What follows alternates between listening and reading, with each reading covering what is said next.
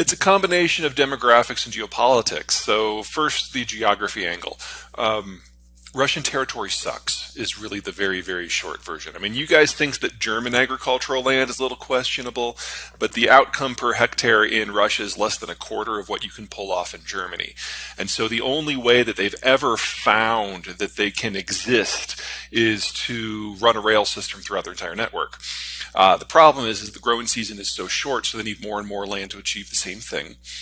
And when you don't have a very high density of capital like you do in Germany, that means the only way that you can get more income is to expand, and you become less and less and less dense. Well, anyone with a tank can disrupt that. So Russian history through the ages is about getting invaded from every possible direction. And the only way that they've ever found that this sort of low capital environment can be protected is if they continue to expand until they reach geographic blocking points where you can't run a Mongol horde through. And then they focus their relatively low-tech troops on the access points in between. And unfortunately for the Ukrainians do not control any of those access points. But they're on the way to the two most important ones, one of which is in Romania and one of which is in central Poland. So it's not, the question was never, will the Russians invade Ukraine or will they try to take the whole country? They were always going to try to do this again, I might add. It was how long did they think they were going to need once they absorb Ukraine before they come for Warsaw? This has always been the beginning of a much broader military conflict, and I would argue that a lot of Europe is not ready for phase 2 yet. That's the geographic side. The demographic side is much simpler. The Russian population is dying out. Between World War I and Brezhnev and World War II and famines and then the post-Cold War collapse, this is the last generation that the Russians are going to have enough men of fighting age to attempt a military solution to their geographic problems. So the war was always going to happen. And it was always going to happen about now. We expect that. The Russians, if they cannot achieve what they're after here, this is the end of the Russian Federation, and they know it. But they think, they're hoping that if they can get to it's roughly analogous to the borders of the old Soviet Empire, not quite.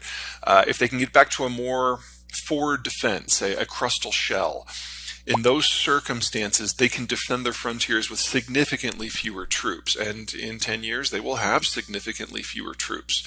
And so that means we have to find a way to help the Ukrainians to hold out, because the alternative is to be fighting the Russians in Estonia, Latvia, Lithuania, Finland, Poland, and Romania at the same time. And that's great and that's awful. So the great is obvious, because there really is a chance here that the Russian army will have its guts ripped out, and that'll be it. And this will be the last time we have to worry about this. However, if they still succeed in Ukraine, when they come to the Polish border, they will know that they can't stand against NATO forces. And they will bring the nuclear question up.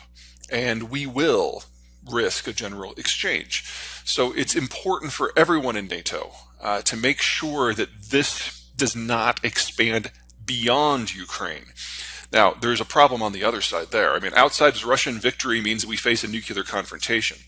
Outside Ukrainian victory doesn't destroy Russia's ability to wage war. And we're now in an environment where the Russians have paid all the prices for a major war but gotten none of the benefits. That's not going to last. So even if the Ukrainians are able to liberate Crimea and the Donbass, the Russians will try again and again and again until they can't.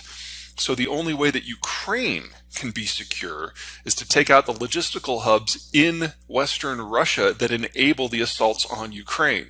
So one way or another, this war is going beyond the Ukrainians' international borders. Well, the Russian view is that if they don't win this war, they cease to exist within 20 or 30 years, and that's probably an accurate assessment. They don't have a lot to lose. Everything from the numbers and the maps and the history suggests that there's no way the Russians can lose. But wow, they are pulling out the stops to try. I think what's given me the best hope right now that the Russians can actually lose is that Defense Minister Sergei Shoigu is still in his job, and he is arguably the least competent person on the planet right now. And as long as he is there absorbing massive amounts of the Russian defense budget for his own personal riches, I have hope that the Ukrainians ultimately can turn the numbers against the Russians. Now, if we ever see him actually get replaced by someone who actually has worn the uniform in combat, then we're dealing with a different situation. But we're not there yet. Possibility for and I don't mean this in a jaded way, there's always the possibility for a French-style armistice, where everything just freezes for a while. But the Russians will only use that as an attempt to rearm, because if they stop where they are right now, even if they hold all the territory they have today, that's a loss for them.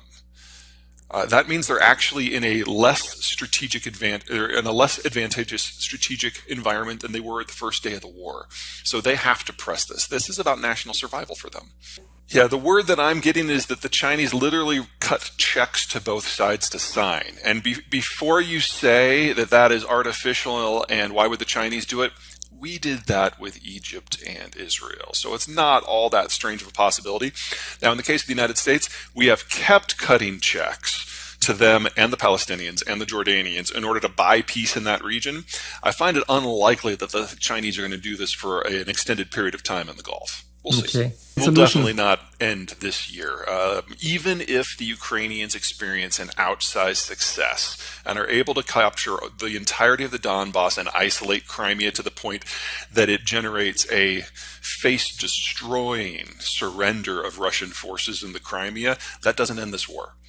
Okay. At that point, the Russians will start a new assault as soon as they're able, and then the Ukrainians would have to decide when and how to cross the border and neutralize those logistical hubs. Specifically, we're talking Belgorod, just north of Kharkiv, and Rostov-on-Don, which is where all the Crimean supplies and a fair amount of the Donbass supplies come in. Both of those cities would have to be removed from the equation.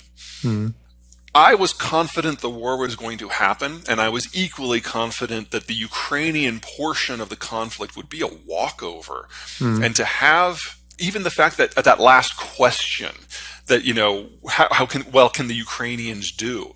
The fact that we're talking about this a year on is amazing. The Ukrainians have out-surprised by every possible metric, and to be perfectly blunt, I am a little more than a little shocked that the Americans have stepped in as they have, and that the Europeans have stepped in as they had.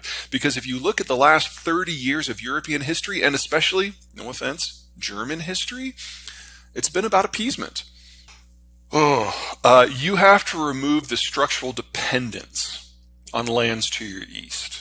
If you're looking for a way to free up options, which in a world that's changing, options are the best thing you can do, you need to make sure that your economic structure is not dependent on the reassertion of some pre-war environment, because that's not coming back. And even if it did, all that would do is put you back in the same position you're in.